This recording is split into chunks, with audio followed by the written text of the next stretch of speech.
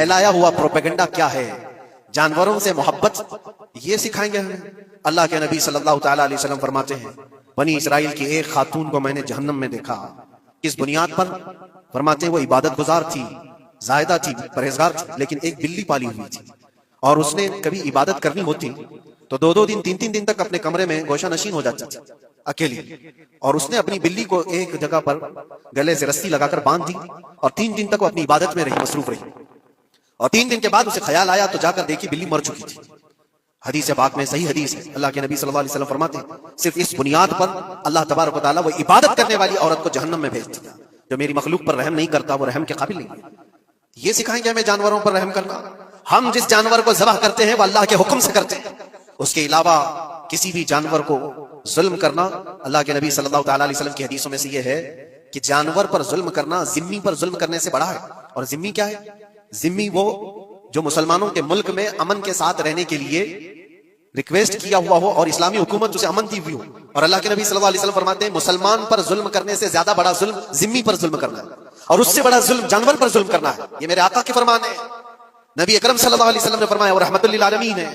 اور ایک بڑی بات میں آپ کو بتاؤں، جو یہ پھیلایا جاتا ہے کہ جانوروں پر ظلم، سیدنا امام غزالی رحمۃ اللہ تعالی علیہ کی بات میں پڑھ رہا تھا، حجت الاسلام، جن کی کتابیں پڑھ کر کے لوگ اللہ کے ولی بن گئے.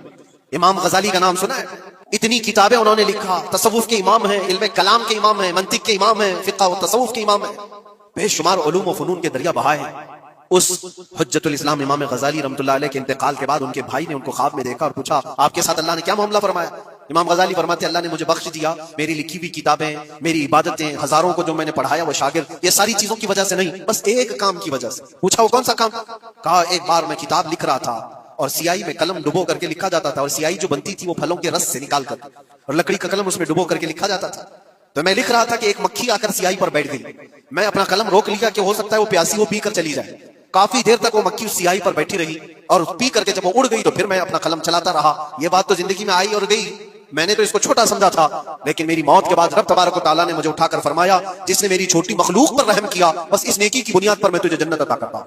ایک جانور پر رحم کرنے کی بنیاد پر، ایک جانور پر رحم کرنے کی بنیاد پر. اور حدیث پاک میں، صحیح حدیث پاک میں یہ بھی ہے، ایک طوائف تھی جس نے مرتے ہوئے کتے کو بچایا تھا پانی پلا کر، اور اس بنیاد پر اس کی بخشش ہو گئی. طوائف تھی اور رحم کیا جانور پر تو اس کی بخشش ہو گئی.